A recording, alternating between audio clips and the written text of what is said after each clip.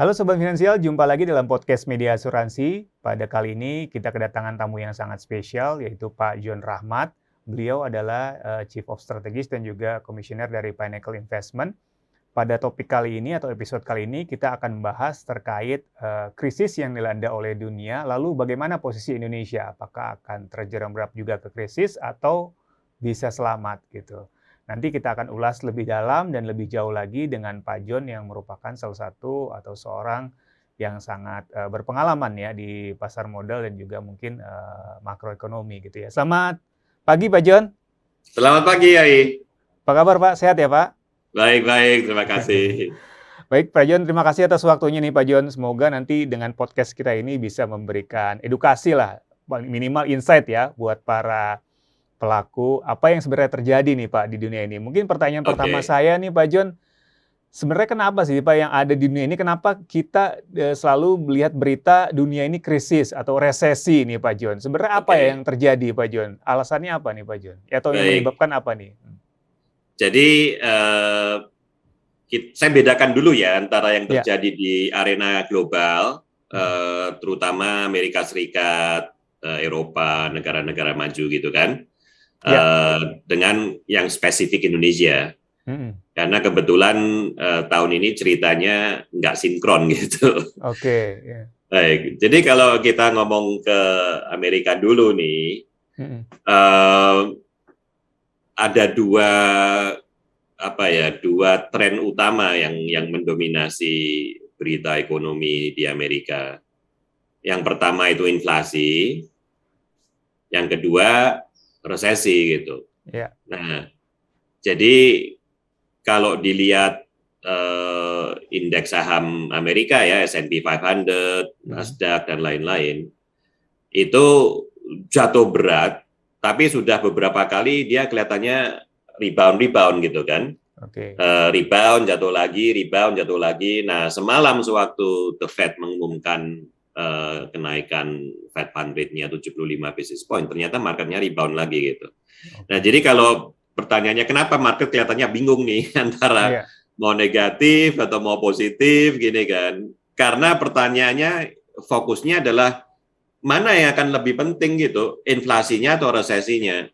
Nah, resesinya belum terjadi ya, tapi banyak indikasi itu sudah mengatakan ya mungkin kita udah di tengah-tengahnya, karena kalau technical definition-nya resesi itu 2 kuartal berturut-turut dia negatif real GDP growth gitu kan. Nah, kuartal pertama di Amerika itu sudah negatif. Jadi sekarang tinggal nunggu pengumumannya kuartal 2. Ini sudah bulan udah hampir akhir Juli ya. Jadi sebetulnya kuartal 2 sudah berlalu gitu. Ini kalaupun angkanya keluar itu sudah sejarah ini kan, udah history, bukan masa depan gitu.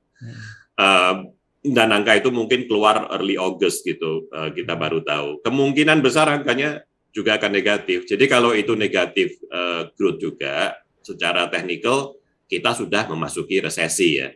Meskipun kalau saya boleh bandingkan 2020 sewaktu COVID itu lagi parah-parahnya, ekonomi Amerika juga resesi, tapi resesinya mungkin nggak sampai 3 kuartal gitu. Jadi relatif landai gini kan, sehingga meskipun kalau kita tanya apa yang terjadi dengan saham, meskipun awalnya itu drop-nya drastis, kemudian dia rebound-nya juga cepat gini, karena resesinya sendiri pendek. Nah, itu yang sekarang menjadi pertanyaan besar, karena bedanya 2022 dibanding 2020 adalah high inflation. Sewaktu COVID-nya itu parah-parahnya 2 tahun yang lalu, itu inflasinya rendah.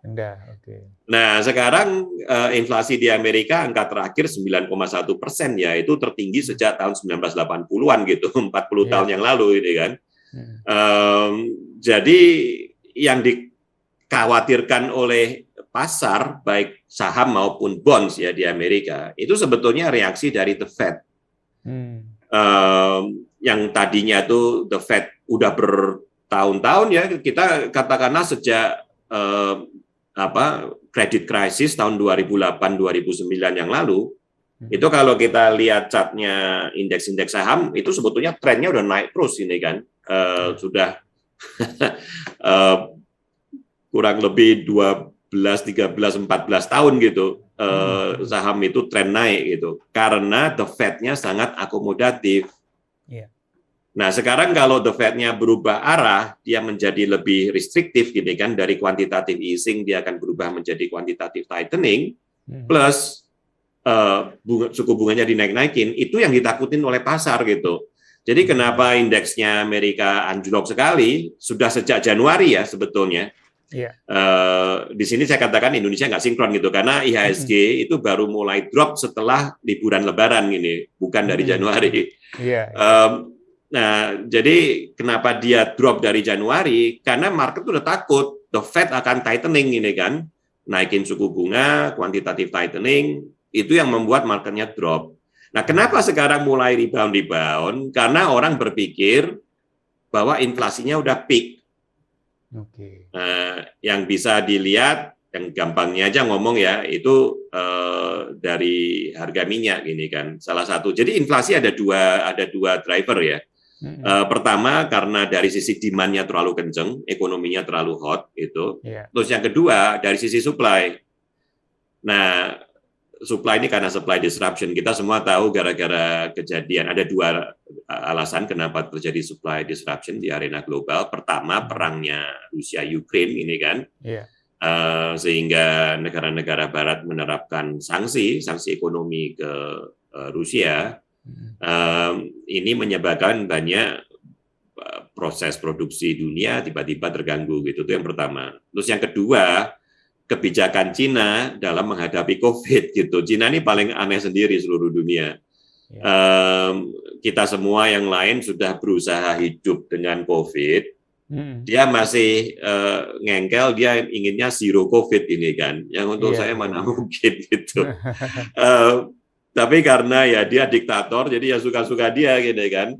2-3 orang kena COVID, satu kota di lockdown sama dia. Ya dengan sendirinya proses, dan Cina adalah seperti pabriknya dunia gitu kan. Kita tahu kalau kita ingin beli barang murah ya made in China gitu kurang lebih. Nah, jadi dengan dia lockdown terus menerus, dengan sendirinya ya proses produksi sangat terganggu gitu. Jadi itu supply disruption. Nah, celakanya dengan high inflation ini, yang kombinasi antara ekonominya Amerika dan Eropa sangat hot, dan supply disruption, yang dilakukan obatnya yang diterapkan oleh the Fed itu menaikkan suku bunga gitu kan. Itu sebetulnya hanya mengadres satu penyebab, yaitu ekonomi yang hot gitu. Kalau dinaik-naikin terus suku bunganya, ya ekonominya dingin terus resesi ini kan. Sebetulnya tidak menyelesaikan masalah supply disruption. Nah, jadi karena sekarang kita mulai melihat bahwa banyak sekali tanda-tanda bahwa ekonominya Amerika udah mulai atau sudah mulai atau akan ini ya resesi.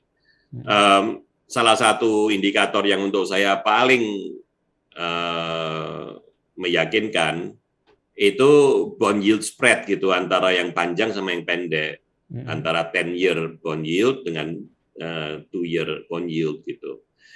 Biasanya kalau kita ngomong normal, orang kalau minjemin duit jangka jauh lebih panjang, yaitu minta bunga lebih besar daripada kalau dia minjemin duit jangka lebih pendek ini kan. Contoh yang gampang lah, kalau kita deposito ke bank ini, kita deposito cuma 1 bulan dibanding kalau kita deposito 1 tahun, yang 1 tahun ya bunganya lebih tinggi ini kan daripada yang 1 bulan, itu normal.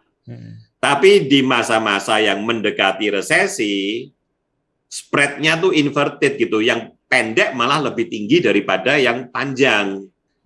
Itu kalau itu terjadi beberapa bulan dari kejadian inverted bond yield itu, akan terjadi resesi gitu. Dari sejak Perang Dunia II yang lalu ya, tahun fenomena ini dimulai tahun 1948 gitu. Itu tidak pernah gagal. Sewaktu bond yield inverted, ekonomi Amerika beberapa bulan kemudian masuk masa resesi. Nah, itu sudah 2 kali kejadian. Mei sudah sempat inverted, kemudian saat ini pun juga dalam kondisi inverted gitu. Jadi untuk saya itu salah satu indikator yang paling jos sudah dari tahun 1948 indikator itu nggak pernah gagal gitu. Termasuk yang resesi COVID 2 tahun yang lalu ya, itu juga diawali dengan bond yield inversion gitu. Itu bukti yang pertama. Bukti yang kedua kalau kita ngelihat Purchasing Manager Index itu juga udah melorot sekali gitu di Amerika dan juga banyak negara yang lain sih, termasuk Cina. PMI itu seperti leading indikator gitu. Jadi Purchasing Manager Index itu dia mensurvei mana awalnya ya, sekarang udah angkanya melebar ke mana-mana gitu. Tapi dulu awalnya tuh surveinya tuh untuk sektor manufacturing gitu. Dia tanya purchasing manajernya di perusahaan-perusahaan industri ini. Karena kan kalau industri itu ingin produksi, dia nggak minggu depan mau produksi, baru hari ini dia mulai pesen-pesen raw material, kan nggak gitu kan. Dia sudah harus menyiapkan bahan mentahnya berapa minggu, mungkin berapa bulan sebelumnya gitu. Jadi dia disurvei, kalian ini mesen raw materialnya naik atau turun gitu, itu aja sih. Jadi itu mengindikasikan apakah kegiatan ekonomi akan lebih tinggi atau akan menurun. Nah, benchmarknya angka 50 gitu. Kalau di atas angka 50 maka dia naik, kalau di bawah angka 50 dia turun gini kan. PMI di banyak negara itu sekarang sudah di bawah 50. Jadi itu sebetulnya yang membuat indikasi bahwa resesinya akan terjadi. Nah, resesi tentu saja berita burung untuk saham ya. Karena kalau resesi ekonomi artinya ya profit perusahaan-perusahaan yang terdaftar di bursa bakal anjlok semua gitu kan. Ngomong-ngomong ini sudah mulai ya, saat ini udah earning season di Amerika, jadi kita udah melihat baik perusahaan kecil maupun perusahaan besar, perusahaan kecil seperti Snap, perusahaan besar seperti Google, Facebook, itu miss semua gitu, earnings-nya di bawah ekspektasi konsensus. Jadi udah mulai kelihatan dampaknya dari resesi ini. Cuma kita belum jelas, secara teknikal kita belum jelas apakah sudah dalam resesi atau enggak. Saya yakin sih ya. Jadi awal Agustus nanti sewaktu angkanya keluar, ya itu konfirmasi aja sebetulnya sudah sejak kuartal 2 yang lalu kita sudah menderita resesi itu. Nah, jadi yang dibayangkan oleh pasar, inflasinya udah peak. Karena kalau gampangnya kita lihat aja harga minyak itu udah turun terus gini kan. Sewaktu tinggi-tingginya tuh sempat 116, dekat-dekat $120 per barrel ya untuk WTI ya, West Texas Intermediate. Nah sekarang tinggal 98 gitu. Jadi kalau melihat dari itu aja orang bisa ngomong loh, kelihatan kan berarti inflasinya udah mau turun gitu. Jadi kalau lucunya pasar saham itu dia selalu forward looking. Jadi meskipun kita masih di dalam periode super nggak enak secara ekonomi, realita ekonomi masih super nggak enak, tapi dia udah melihat ke depan, ini udah cerita lalu gitu, nggak lama lagi kita akan lepas dari ini gitu.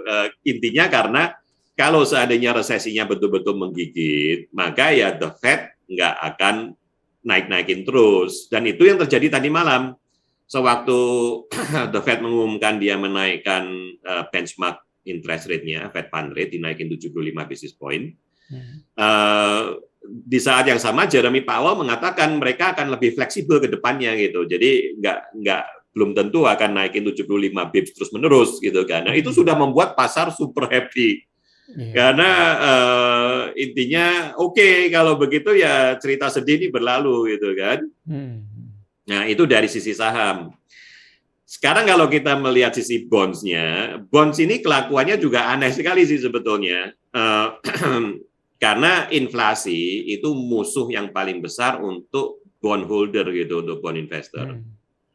Nah, tapi setelah dia peak sekitar 3, sekian, mungkin nggak sampai 3,1% untuk 10-year bond yield-nya di Amerika, udah turun-turun sekitar sekarang 2,8 gini. Jadi itu juga bond market juga memberi indikasi bahwa kita berpikir inflasinya udah berlalu ini kan.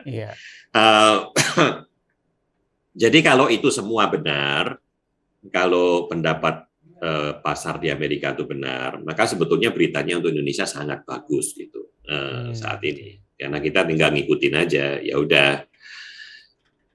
Pertanyaannya adalah bagaimana kalau pasarnya salah gitu kan.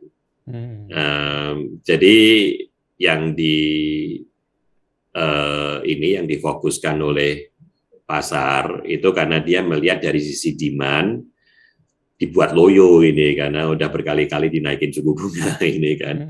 Jadi kalau sisi demand-nya loyo, ya dengan sendirinya inflasi turun. Tapi kita memang bisa lihat sih, bukan hanya harga minyak.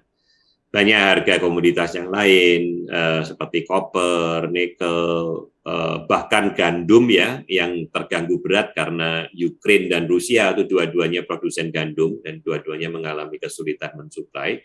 Itu pun harganya turun gini. Jadi kalau dilihat dari situ, artinya, oh ya betul-betul inflasi udah peak ini kan. Tapi ada satu hal yang mungkin pasar agak terlalu udah berlebihan nih optimisnya dalam pendapat saya. Kalau kita fokus ke harga minyak dulu nih, sebetulnya yang terjadi kenapa harga minyak turun ya dari 120 ke 98. Menurut banyak pakar industri minyak, saya sendiri bukan pakar minyak dan gas ya, tapi kalau kita membaca yang, karena perusahaan-perusahaan besar yang berdagang minyak dan gas setiap hari, itu employ banyak ekonom gini, karena mereka betul-betul harus tahu gini kan arahnya kemana gitu. Nah, banyak ekonom itu mengatakan yang terjadi udah mungkin 1,5 bulan yang terakhir gitu waktu harga minyak ini turun, itu sebetulnya lebih karena banyak global company yang melakukan hedging besar-besaran. Terus terang harga minyak sekitar $100 itu sangat nggak normal ya. Biasanya kalau kita ngomong setahun yang lalu aja gitu, harga minyaknya tuh $40-50 gitu per barrel. Jadi harga $100 per barrel itu sudah seperti untung berlipat-lipat ganda gini. Nggak usah kita ngomong 120 gini kan. $90-100 itu pun sudah untung berlipat ganda gini untuk banyak perusahaan penghasil minyak. Jadi yang dilakukan oleh banyak global companies itu mereka hedging, mereka selling forward gini, yang akan diproduksi bukan cuma sekarang ya, tapi 6 bulan, 9 bulan, 12 bulan, bahkan mungkin 2 tahun ke depan. Dia lock semua gitu. Dia tanda tangan kontrak, forward kontrak, oke, 12 bulan dari sekarang, saya akan jual ke kalian $90 atau $85 atau gimana. Lebih rendah dari harga sekarang, ya. Tapi dibanding harga normal yang 40-50 itu masih untung tebel sekali gini kan. Jadi perusahaan-perusahaan minyak itu sangat-sangat agresif dia. Yang penting saya lock dulu gini. Jadi setelah ini saya tinggal kipas-kipas, saya tahu keuntungan saya udah berlipat ganda setahun 2 tahun ke depan gini kan. Ya, jadi karena kegiatan hedging di pasar derivatif sebetulnya ya, bukan pasar cash-nya nih. Maka harga minyaknya tertarik turun gini. Nah, tapi sebetulnya kalau kita melihat ngomong demand and supply, itu sebetulnya lebih mengkhawatirkan dari indikasi harga minyak turun-turun. Yang gampang ngomong dulu soal natural gas ya. Mungkin minyak agak lebih rileks gitu, tapi natural gas Eropa itu di ujung tanduk ini. Karena selama ini mungkin 60-70% dari supply natural gas ke Eropa itu datangnya dari Rusia. Karena sebelum kejadian Ukraina, natural gas Rusia tuh paling murah gini. Jadi negara-negara Eropa juga yang ngapain, saya bingung-bingung beli gas dari tempat lain gini kan. Nah, natural gas itu ditransportasikan dalam 2 bentuk sih. Bisa dalam bentuk gasnya sendiri melalui pipa, atau kalau nggak ada pipa, dia dicairkan dulu, dimasukkan tanker, ditransport dalam bentuk cair, setelah sampai di negara tujuan, cairannya kembali dijadikan gas gini kan. Nah, itu LNG, liquefied natural gas. Nah, LNG itu lebih mahal dibanding pipe gas ini kalau melalui pipa. Jadi negara-negara Eropa itu jauh lebih senang ya sebelum kejadian Ukraina untuk beli aja gasnya dari Rusia. Nah, setelah kejadian Ukraina, karena negara-negara Eropa sangat mendukung Ukraina, maka Rusia marah kan. Jadi sekarang suplainya ke Eropa sangat dibatasin oleh Rusia. Jadi negara-negara Eropa itu sudah kebingungan dia cari mau beli natural gas dari tempat mana, terutama yang LNG ya, yang liquefied. Nah, memang dua supplier terbesar itu sebetulnya Amerika Serikat sendiri dan UAE gitu. Masalahnya LNG yang belum dikontrak itu rata-rata perusahaan penghasil LNG itu juga long term contract. Dan dia jauh lebih suka long term contract itu karena dia nggak ada risiko menunggu apa yang terjadi di pasar cash market. Dia sudah fix gitu. Oke, saya akan untung sekian gini.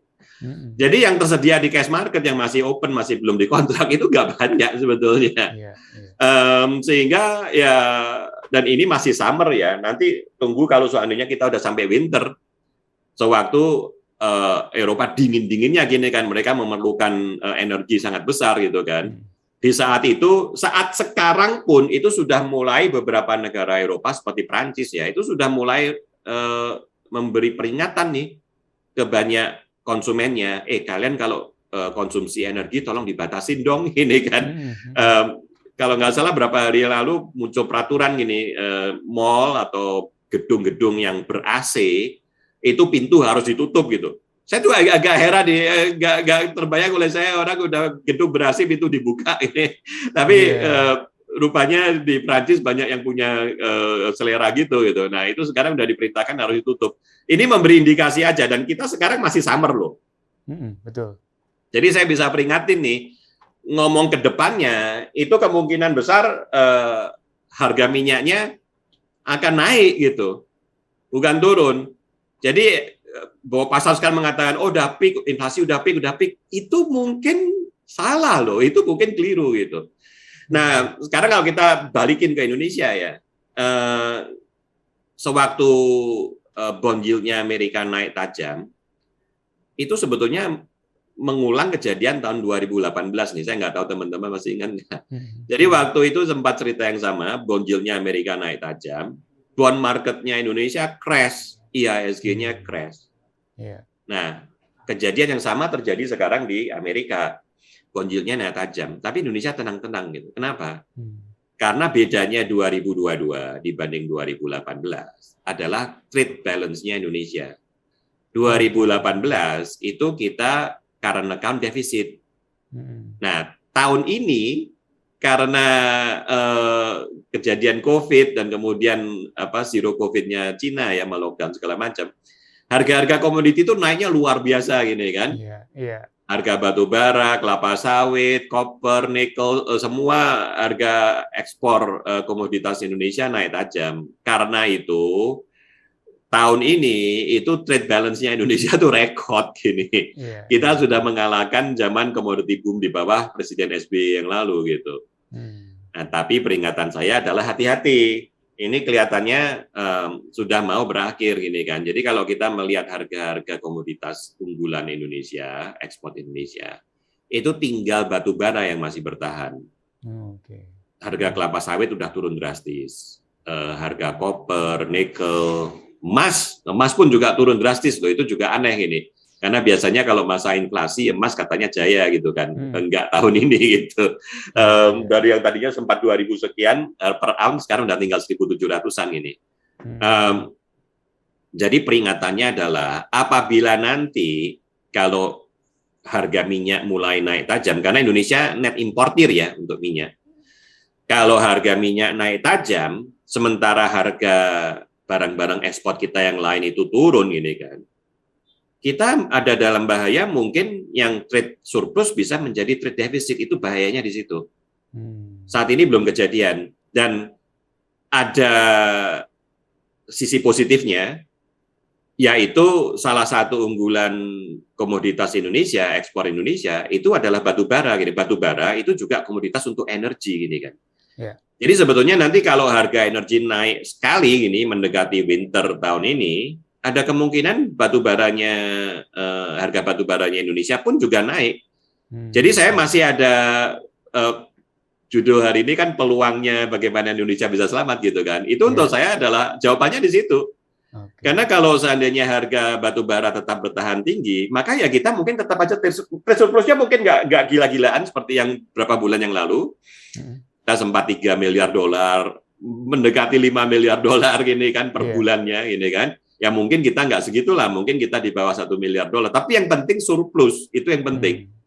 Karena trade surplus itu menjaga rupiah kita gini kan. Ini pun sekarang dengan kondisi trade surplus itu rupiahnya udah mulai melemah gini kan, dari 14.000 sekarang kita udah di atas 15.000 rupiah per US dollar gitu. Jadi sangat penting sekali untuk harga batubara ini bertahan. Kenapa harga batubara bisa bertahan? Nah, oke, kebetulan summer tahun ini itu panasnya luar biasa. Saya nggak tahu bagaimana teman-teman di Jakarta nih, tapi di Cina misalnya itu 40 derajat. Banyak negara Eropa juga 40-41 derajat ini. Sehingga Cina juga beli batu bara gila-gilaan dia. Untuk pembangkit listrik, untuk semua AC berfungsi gitu kan. Jadi apakah kita mau summer yang terlalu panas ataukah nanti kita mau winter yang sangat dingin gini kan, dan mungkin dari efek global warming ini maka cuaca dunia jadi sangat ekstrim gini, panas-panas sekali, dingin-dingin sekali gini kan. Apapun yang terjadi, kalau harga minyak natural gas itu naik tajam, mungkin harga batu bara juga naik tajam. Itu untuk saya juru penyelamatnya Indonesia di tahun 2022. Oke, jadi itu ya Pak ya. Itu mungkin yang bisa dibilang digadang-gadang Indonesia tuh lolos dari resesi atau krisis ya, Pak John. Betul. Karena kan Pak Jokowi sempat bilang kan, bakal banyak negara yang bangkrut. Mungkin Pak John dengar juga kali ya. Betul. Tapi Indonesia enggak gitu katanya kan. Yeah. Mungkin salah satu alasannya itu ya Pak, komoditi ya, terutama batubara ya Pak ya. Iya. Jadi kalau seandainya baik ekonomi Indonesia maupun IHSG maupun BON Indonesia itu berhasil lolos gitu kan tahun ini, itu jasanya batubara untuk 2022. Oke. Yeah. Tapi kalau dari sisi negara nih Pak John, Indonesia lah kita ambil contoh gitu. Ada nggak sih opportunity yang bisa diambil dengan kondisi dunia seperti sekarang ini atau global seperti sekarang ini Pak John? Apakah komoditi itu tadi bisa dimaksimalkan Pak John? Iya, itu yang pertama. Dan yang kedua, sebetulnya gara-gara kejadian perang Rusia-Ukraine itu ya, hubungan negara Barat dengan Cina juga memburuk saat ini. Iya. Ya kan, karena Cinanya dianggap mensupport Vladimir Putin gitu. Iya. Jadi proses decoupling yang sudah mulai mungkin dari zamannya Donald Trump ya, itu sekarang semakin akselerasi gitu. Apa artinya decoupling? Jadi selama ini sewaktu terutama setelah Deng Xiaoping membuka ekonomi Cina gini kan untuk dunia global masuk, maka Cina menjadi pabriknya dunia gini kan. Berbagai perusahaan global rame-rame buka pabrik di Cina karena biaya produksi sangat murah di Cina. Nah, kemudian dari Cina dia ekspor kembali ke Amerika atau ke Eropa, Jepang, dan lain-lain. Nah, setelah hubungan Cina dan Barat memburuk, dan ini bukan kesalahan Joe Biden ya, udah sejak Donald Trump sebetulnya udah runcing ini kan.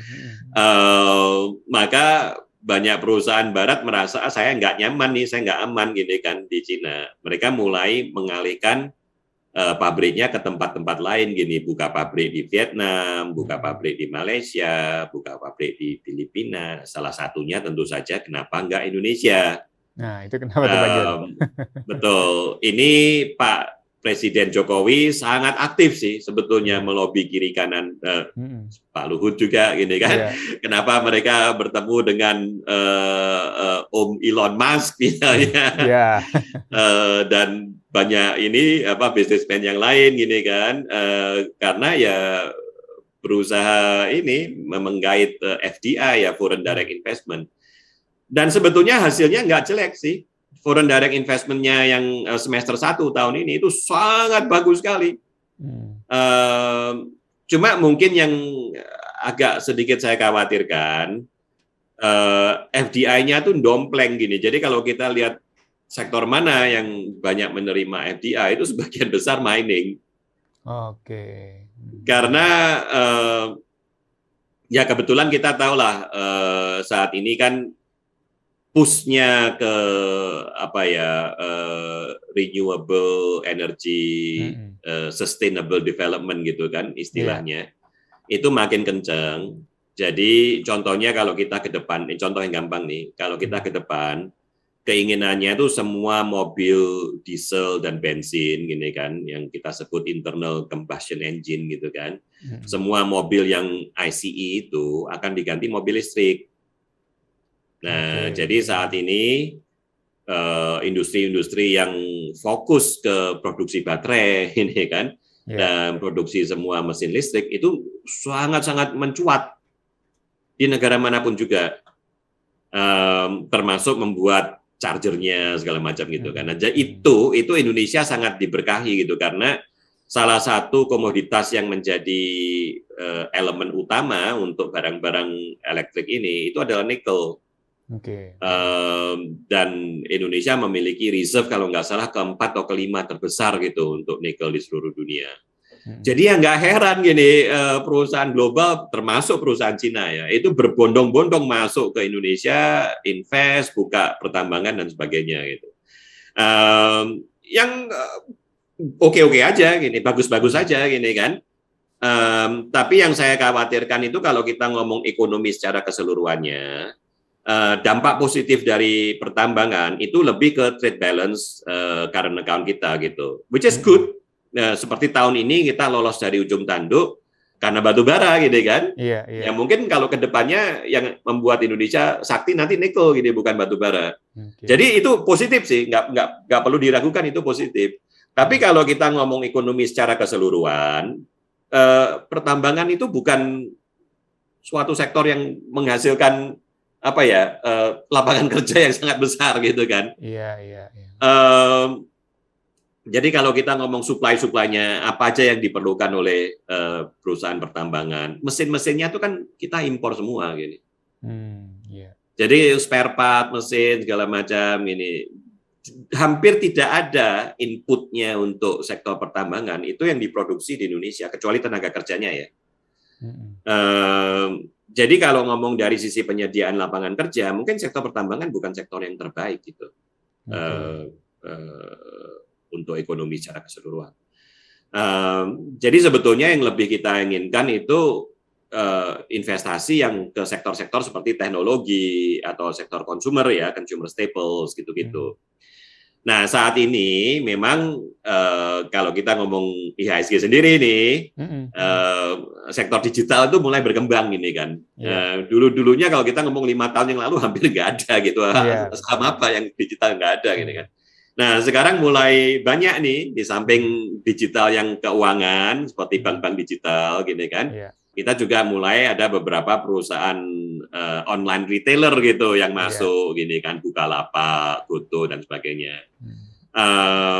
Jadi, itu yang lebih sebetulnya, kalau sektor-sektor itu sukses, itu sebetulnya kontribusinya ke ekonomi akan jauh lebih merata gitu. Jadi, bukan cuma growth-nya yang besar, pemerataan supaya banyak rakyat kecil yang ikut menikmati itu kan, itu akan lebih menerima dampak positif dari sektor-sektor seperti itu. Nah itu yang sebetulnya membuat saya khawatir. Tapi ini kita ngomong khawatir ke depan-depan ya, bukan tahun ini sih.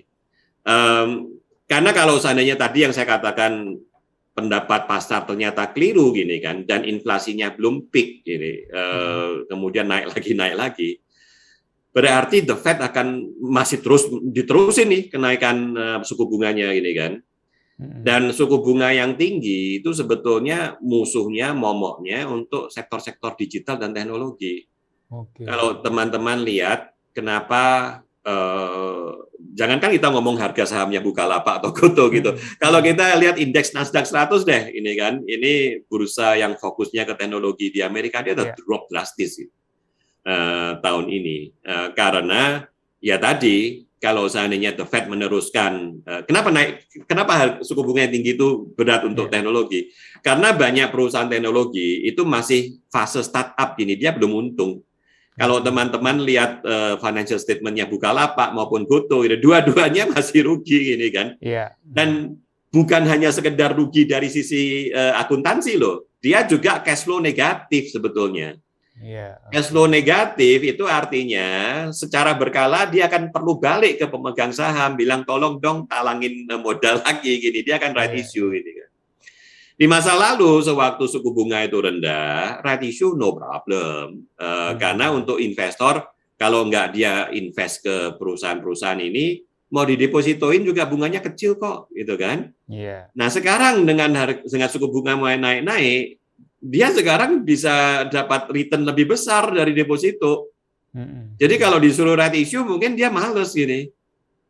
Iya. Kamu udah sekian tahun nggak untung-untung, ini kan mending saya taruh deposito aja misalnya. Nah, Iya, itu iya. itu yang akan bisa menjadi masalah besar. Jadi sekali lagi, problem ini lebih ke depan ya, dan hanya akan menjadi problem besar kalau seandainya ekspektasi pasar tentang peak inflation itu keliru gitu. Oke. Tapi secara general sebenarnya iklim investasi di Indonesia sendiri masih menarik nggak sih Pak Jon? Kalau Oh, tadi Pak sangat Jon bilang kan bagus. masih fokusnya Betul, di komoditas ya atau betul, tambang betul. gitu. Jadi kalau Kalau kita sektor yang melihat lain gimana? angka FDI-nya sendiri, kalau Mm-mm. kita melihat ini flow-nya untuk capital flow itu kan sangat Mm-mm. positif tahun ini untuk Indonesia. Oke. Iya. Jadi sangat Cuma menarik ya Pak saya Jon.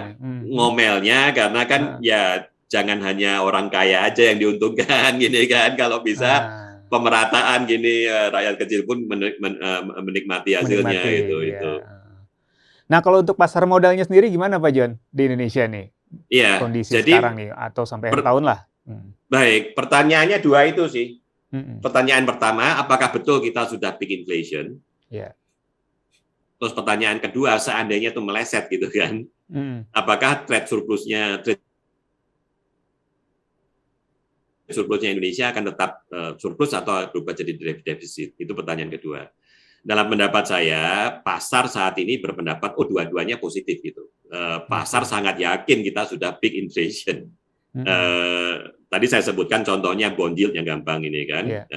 pasar bond yang sangat takut dengan inflasi itu pun sekarang mulai tenang ini. Jadi itu tidak akan terjadi kalau dia tidak berpikiran bahwa inflasinya sudah peak. Dan di Amerika itu ada satu pasar futures yang namanya break even interest rate futures gitu. Ini kurang lebih seperti meramalkan inflasi. Jadi ini pasar punya prediksi untuk inflasi. Ya. Dan kalau kita lihat chartnya bertahun-tahun ke belakang, dia relatif sukses. Nah, pasar ini itu sudah mungkin 3 bulan terakhir itu mengatakan inflasinya udah peak. Dan 2 bulan yang terakhir dia keliru-keliru ini kan. Ternyata inflasinya bukan peak, malah naik gini. Tapi meskipun angkanya yang real ya, angka real inflation-nya itu naik, tapi pasar futures ini terus kekeh dia mengatakan, enggak, inflasinya akan turun gitu. Jadi dari situ pasar itu sudah sangat-sangat bersikeras mengatakan kita sudah peak inflation gitu. Oke, jadi kita akan lihat nih apakah pasar benar atau enggak ya. Belum tentu enggak selalu pasar benar gitu kan. Itu pertanyaan pertama yang besar sekali. Kalau seandainya pasar benar dan inflasi sudah peak, maka kita happy times gitu, baik di Amerika maupun Indonesia. Nah, kalau itu meleset dan ternyata inflasinya naik lagi gini kan, maka pasar Amerika kan crash. Baik bond market maupun pasar saham di Amerika akan crash.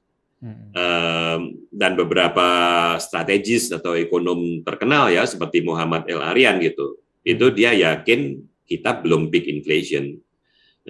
Seperti yang saya katakan tadi gitu. Jadi kalau kita melihat kebutuhan energi, kita lihat demand and supply-nya energi, itu sebetulnya sama sekali tidak mengatakan bahwa harga minyak akan turun terus gitu. Itu risikonya di situ. Itu yang pertama. Nah, yang kedua, kalaupun itu terjadi, kalaupun pasar Amerika crash berat nih, Indonesia tuh masih mungkin bisa lolos asalkan trade balance-nya tetap surplus. Itu yang dalam pendapat saya masih mungkin bisa terjadi itu. Karena kita ada elemen batu bara tadi gitu kan. Nah, batu bara ini juga komoditas energi gitu. Jadi kalau seandainya pun harga energi itu ternyata melejit naik nih, maka ya mungkin trade balance-nya Indonesia tetap surplus gitu. Jadi tahun ini kalau ngomong probabilitas ya saya katakan mungkin 60% gitu probabilitasnya Indonesia akan lolos.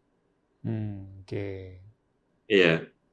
Terus sektor apa nih yang menarik Pak Jon kalau di capital market dengan kondisi seperti ini Pak Jon? Oke. Nah, jadi kita sekarang ngomong lebih ke flow analysis nih. Intinya kalau kita ingin tanya sektor mana atau saham mana yang naik turun gini kan, pertanyaannya siapa yang beli, siapa yang jual, gitu kan. Kita semua tahu di pasar terbuka harga itu didorong oleh demand supply gini kan. Kalau yang demand lebih banyak daripada yang supply, ya harganya naik. Kalau yang ingin jualan lebih banyak daripada yang ingin beli, ya harganya turun. Kurang lebih seperti itu. Nah, jadi kalau ngomong flow, saya katakan ada 5 pemain besar nih di dunia saham Indonesia. Saham dulu ya. Yang pertama adalah institusi asing. Kalau ngomong 15-20 tahun yang lalu, ini yang terbesar di Indonesia gini kan. Terus yang kedua tuh institusi lokal, jadi perusahaan-perusahaan manajer investasi, perusahaan asuransi dan lain-lain, dana pensiun gini kan. Yang ketiga itu sebetulnya BPJS/TK. Tapi sejak 2018 ya, karena mungkin banyak kasus-kasus itu, jadi BPJS/TK itu puasa gitu, dia udah nggak beli-beli saham. Sehingga saat ini ya BPJS/TK di belakang itu tidak terlihat gerak-geriknya, dampaknya di pasar saham. Yang keempat retail investor. Yang kelima bandar. Bandar jangan dipandang kecil ya, dia juga dampaknya besar gitu. Jadi kalau melihat situasi yang sekarang, di mana asingnya sebetulnya masih nggak terlalu yakin gini kan, tentang Indonesia, maka yang pegang peranan itu sebetulnya lebih investor retail dan bandar.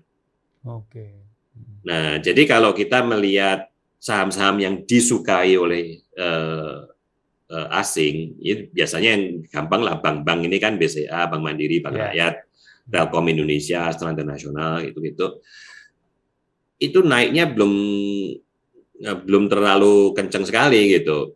Ya nggak mulai naik ini, tapi kalau teman-teman yang suka technical analysis melihat ininya, chartnya ya oke, kelihatan mulai menggeliat bangun, tapi belum sehat sekali gitu.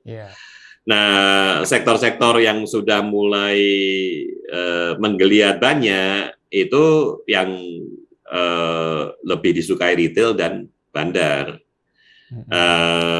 Yang pertama yang jelas sektor komoditas ya, tapi itu pun saya juga mengatakan nggak semuanya gitu, karena sekarang harga kelapa sawit hancur gini kan. Jadi sektor plantation turun sekali. Nah, sektor batu bara dan sektor minyak dan gas itu yang jauh lebih kencang. Saat ini bahkan sektor nikel pun juga nggak terlalu bagus gitu, karena kalau seandainya betul-betul resesi ini di Amerika gitu kan, ya mungkin penjualan otomotif di Amerika dan Eropa dan Cina itu mungkin akan turun drastis juga, sehingga tadinya yang produksi baterai, produksi chip segala macam menggebu-gebu, itu mungkin akan turun semua gitu. Dan kalau itu terjadi mungkin ya harga nikel nggak sehat. Jadi untuk saya yang lebih bisa diandalkan itu lebih ke batu bara dan oil and gas gitu, lebih karena mereka adalah sektor energi ya. Kemudian sektor-sektor yang disukai oleh retail dan bandar. Jadi contohnya digital banking mulai menggeliat lagi nih, suatu sektor yang mungkin bisa dilihat ini kan. Dan juga beberapa saham khusus lah yang disukai bandar ini, teman-teman sudah tahu lah, saya agak sungkan untuk ngomong. Jadi bisa aja IHSG-nya melorot, tapi saham-saham itu tentu wah naik. Ada saham yang dari 50 perak udah ke 100 perak loh. Contohnya gini kan. Kalau mau ditanya fundamental ya nggak ada fundamentalnya.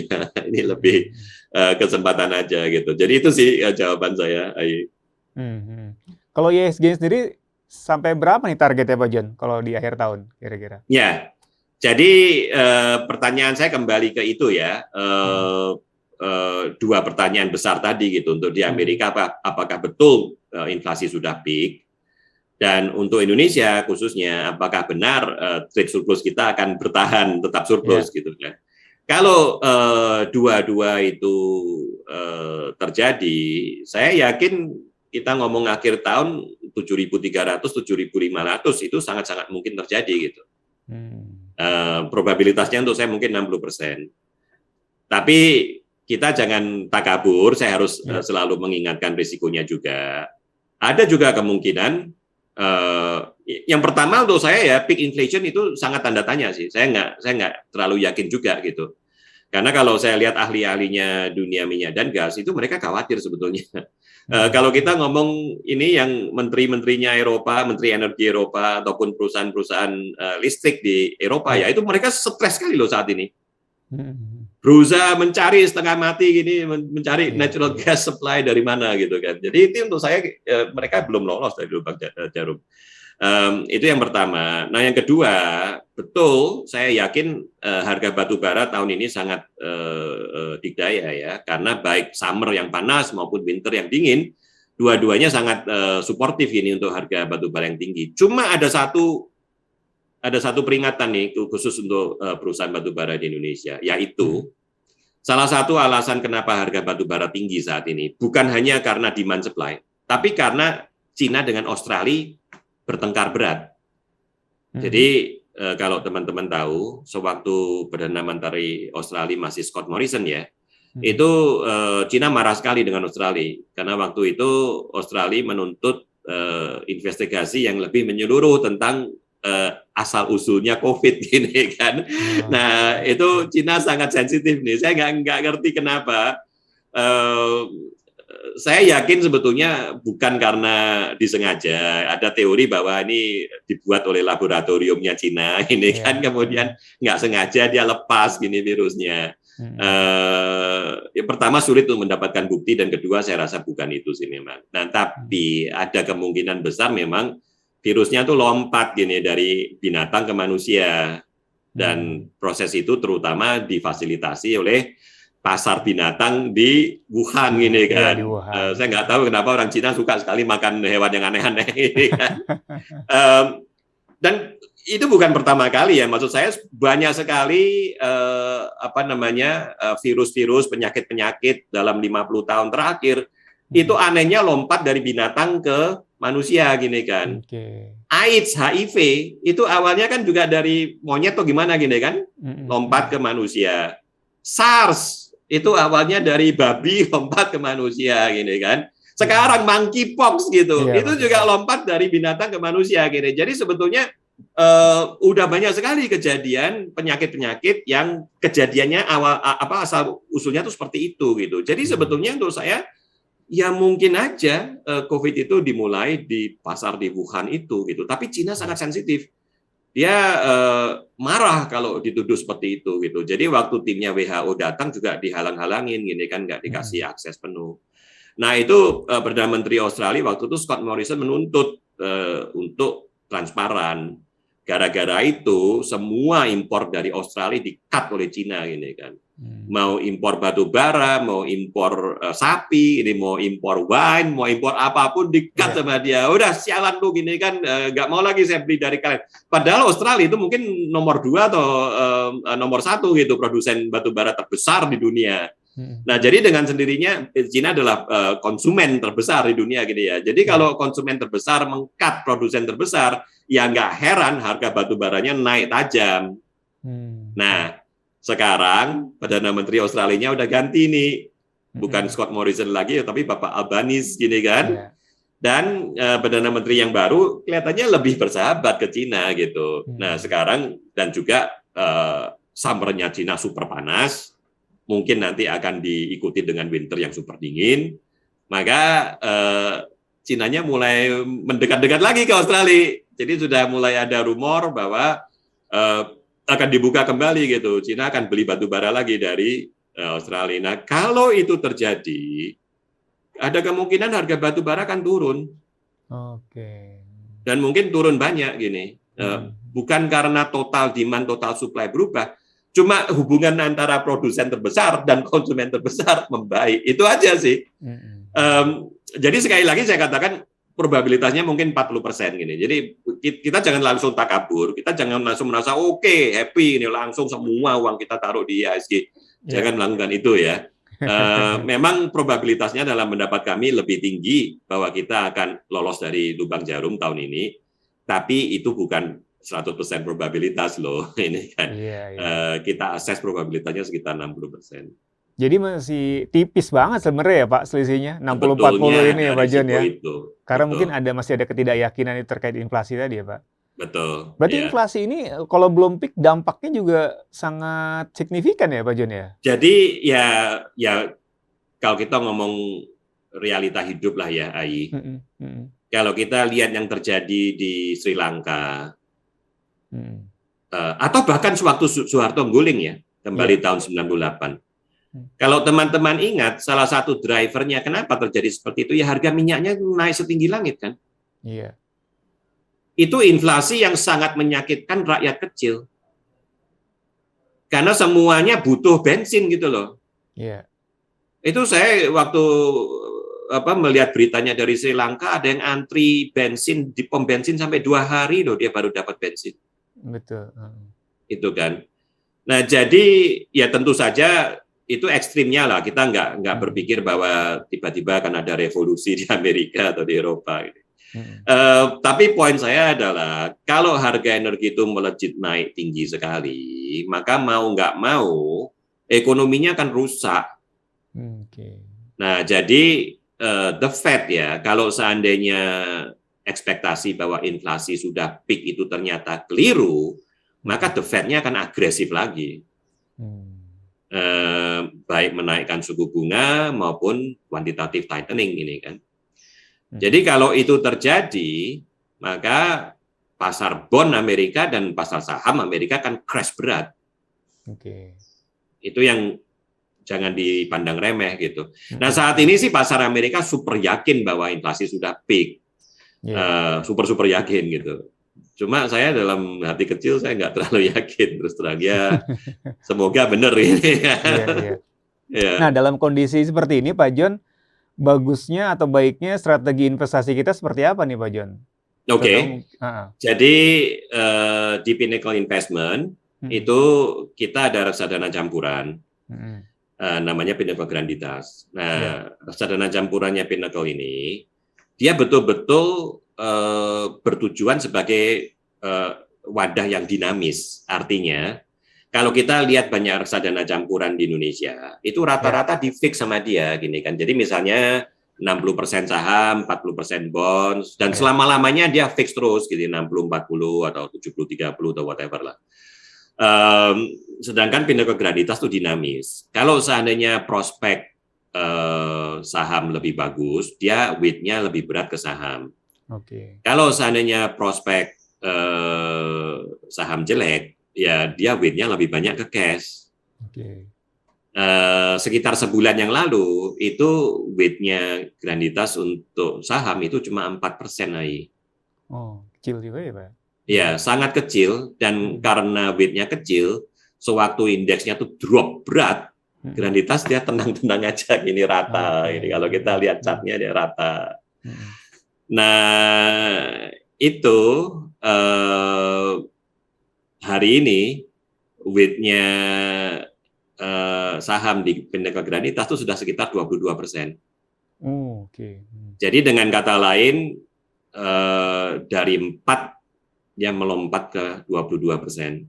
Artinya, kita di Pinnacle itu sekarang mulai lebih yakin ini, bahwa prospeknya saham lebih positif. Oke.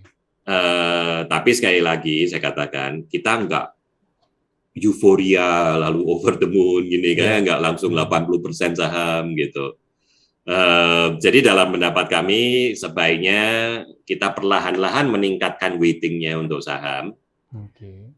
sampai nanti betul-betul clear nih. Oh ya, ternyata inflasinya benar peak ini kan. Mhm, Ternyata ekspektasi pasar di Amerika benar. Gitu. Nah kalau mhm, seperti itu kita bisa push ke maximum weight kita.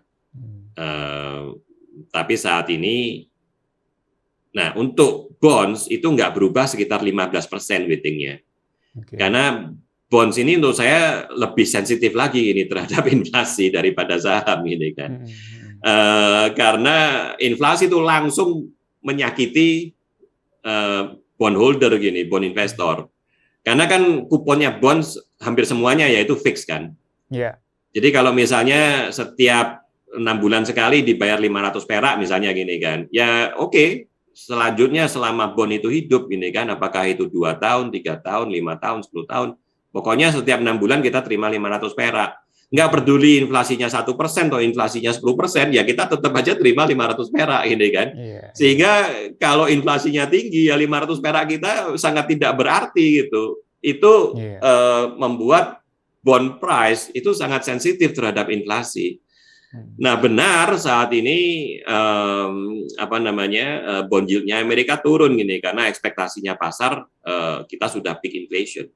Tapi kalau seandainya itu meleset ya, maka bond yield yang di Amerika, dan kalau bond yield Amerika melejit naik, maka bond yield-nya Indonesia juga akan melejit naik gitu. Jadi untuk yang itu saya jauh lebih hati-hati nih terhadap bond, karena itu weighting kita untuk bond hanya 15%. Sisanya semua cash. Nah, pertanyaannya adalah Pak John, gimana kita tahu inflasinya udah peak gini Pak John? Ya, sebetulnya kalau kita ngomong Indonesia, ya saya anjurkan tanya para ibu-ibu gitu yang sehari-hari belanja ke pasar ini kan, harga cabai gimana, harga minyak goreng gimana. Nah, harga minyak goreng udah turun drastis. Jadi paling enggak dari sisi itu udah kelihatan oke, mungkin aman nih ini kan. Itu untuk saya indikator yang paling leading sih, dan langsung terasa. Paling simpel lah Pak John ya untuk dilihat ya. Betul sekali. Ya sebetulnya CPI (Consumer Price Index) itu kan dibuat dari basket barang-barang yang secara umum dibeli oleh masyarakat Indonesia gini kan. Jadi kalau kita ingin tanya ya kita tanya aja ke ibu-ibu. Nah, contoh yang jelas sekali nih. Kalau saya ngomong, kalau saya ngeliatin bill-nya yang saya bayar gini kan, setiap kali saya belanja untuk kebutuhan rumah tangga, di Singapura nggak turun loh. Di Singapura nggak turun, gitu. Nggak turun, malah naik gini. Jadi karena itu makanya saya sendiri mengatakan saya nggak yakin bahwa ini peak inflation gini. Itu saya rasa yang paling tepat hanyalah ibu-ibu atau siapapun juga yang bertanggung jawab membeli kebutuhan rumah tangga. Itu mereka yang bisa memberitahu kita dengan lebih jelas.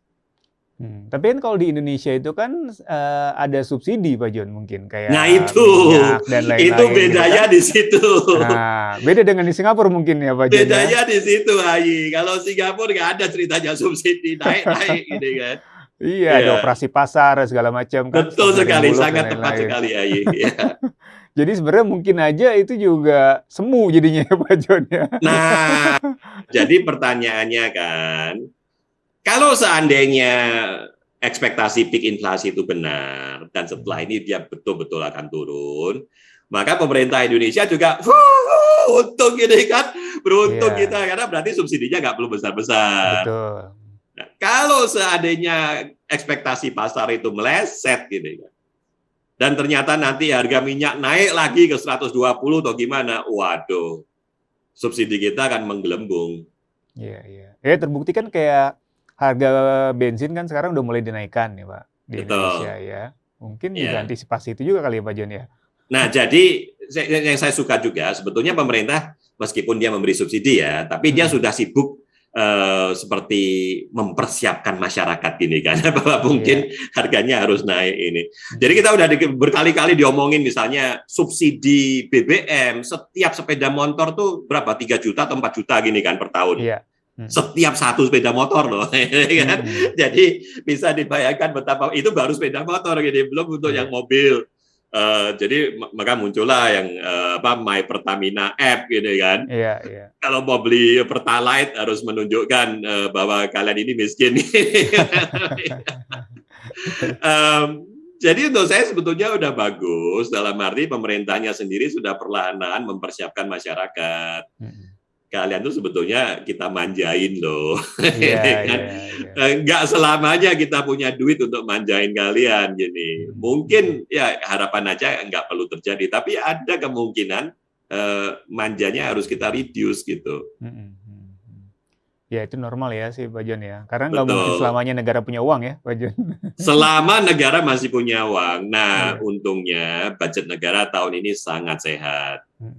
sangat sehat sekali. Terutama karena pajak ekspor itu naik berkali-kali lipat, gini kan. Karena trade surplusnya Indonesia rekor sepanjang masa, ini kan. Sehingga ya budget negara surplus gitu, bukan defisit. Jadi dari sisi itu sih bagus. Cuma pertanyaan saya tadi kan, kalau seandainya harga-harga komoditas yang lain itu turun semua, kita sudah melihat contohnya harga CPO turun drastis, gini kan, copper, nikel, semuanya yang lain ikut turun, gini. Jadi kalau harga-harga komoditas kecuali batu bara ya, jadi kalau yang lain-lain itu turun semua, terus harga minyak dan gas itu naik melambung tinggi, apakah kita masih akan trade surplus? Pertanyaannya itu. Karena kalau ceritanya berubah arah, bukan saja rupiah yang under pressure, budget negara yang tadinya senyum lebar itu juga bisa berubah arah juga gitu. Nah, dan saya katakan bukan nggak mungkin ya, karena penjelasan tadi gitu, antara Cina dengan Australia kelihatannya mau berbaikan lagi gitu. Jadi lucu nih sebetulnya untuk Indonesia lebih positif untuk kita kalau Cina dengan Australia itu musuhan. Oke, ini pertanyaan pamungkas nih Pak John, ya mungkin yang banyak ditunggu-tunggu nih. Rekomendasi saham Pak John, apa kira-kira nih yang masih menarik nih Pak John? Oke, jadi untuk saya mengikuti tadi kita waktu ngomong sektor ya. Jadi yang jelas saham-saham minyak dan gas itu untuk saya unggulan saat ini ya. Yang masih sampai akhir tahun nih Pak John ya? Masih sampai akhir tahun. Sampai akhir tahun, karena kalau kita ngomong energi, ya setelah summer yang super panas, nanti mungkin akan winter yang super dingin ini kan. Karena banyak negara itu totally ignore global warming ya, apalah ngomong apa sih gini kan. Jadi banyak negara yang nggak memandang serius tentang perubahan iklim ini. Jadi kita akan menderita efeknya gitu. Nah, oke, teman-teman yang sebagai investor saham bisa mengambil keuntungan dari tren ini. Jadi terserah lah teman-teman mau ambil ESA atau ENRG atau yang lain-lain gitu kan. Itu satu sektor yang menurut saya akan menjadi unggulan sampai akhir tahun. Nah, kemudian juga batu bara, tapi teman-teman perlu perhatiin sekali nih antara Cina dengan Australia gitu kan. Karena kalau ternyata benar nih terus Cina mengumumkan oke, kita akan mulai impor lagi dari Australia, maka harga-harga saham perusahaan batu bara Indonesia akan turun drastis. Tapi sebelum itu terjadi, baik saham-saham batubara juga bisa menjadi unggulan juga. Nah, kemudian tadi saya katakan dari sisi flow analysis, beberapa saham yang disukai retail seperti digital banking ataupun yang disukai bandar, nggak saya sebutin, tapi teman-teman bisa lihat cek sendirilah saham-saham mana yang lagi heboh gitu kan. Ini untuk saya sebetulnya promising. Nah, nanti seandainya saat ini untuk saya belum yakin ya. Tapi seandainya ternyata benar bahwa inflasi sudah peak dan di meeting-meeting FOMC yang selanjutnya gini kan, the Fed ternyata mengurangi kenaikan suku bunga yang saat ini 75 basis, kalau seandainya dia turunkan menjadi hanya naik 50 atau hanya naik 25, maka sektor perbankan itu juga akan menjadi sektor perbankan dan terutama Telkom ya. Itu akan menjadi winner juga gitu. Kenapa? Karena nanti yang investor asing itu akan flow-nya kenceng masuk gitu. Jadi kurang lebih seperti itu saat ini. Nah, keuntungan dari investor retail ya, itu dia tidak perlu punya portfolio yang terlalu besar gini kan. Kalau kita sebagai investor yang profesional ini sebagai manajer investasi ataupun Bapak Ibu yang mengelola dana pensiun ataupun asuransi ya, itu dengan sendirinya portfolionya harus lebih lebar. Karena sebagai professional investor kita harus memanage resiko gini kan. Kita nggak bisa fokus pokoknya saya pingin untung 30% gini, nggak peduli risiko berapa. Kita nggak boleh seperti itu. Nah, keuntungan investor retail yang dia bisa jauh lebih concentrated dia punya portfolio, maka dengan hanya 2-3 sektor saja yang unggulan itu, dia bisa tahun 2022 ini bisa untung besar sekali sebetulnya. Sedangkan kami yang sebagai professional investor yang harus lebih cautious, kita juga akan untung gitu, tapi mungkin keuntungan kita nggak akan setinggi yang teman-teman sebagai retail investor. Ya. Oke. Oke, menarik sekali Pak John nih. Nggak terasa kita udah 1 jam lebih nih ternyata Baik, perbincangan kita nih baik, Pak John ya. Semoga bisa baik, mencerahkan lah para investor, baik, terutama investor retail nih Pak John ya, yang ada di baik. Indonesia gitu ya. Ya. Oke Pak John, terima kasih Terima kasih, insight-insight-nya. terima Mungkin nanti kasih. kita undang lagi di topik-topik yang lain ya Pak John ya. Baik, jadi Semoga saya ucapkan uh, semoga sukses untuk teman-teman ya, semua di media asuransi, teman-teman ya. mengelola perusahaan asuransi maupun teman-teman retail investor. Semoga 2022 ini penuh berkah untuk kita semua. Amin, makasih. Oke, Oke, Sobat mari-mari. Financial, itu tadi perbincangan kita dengan Pak John Rahmat, Chief Sales Strategist dan juga Komisioner dari Pinnacle Investment. Semoga mencerahkan buat kita semua. Sampai jumpa lagi di episode mendatang.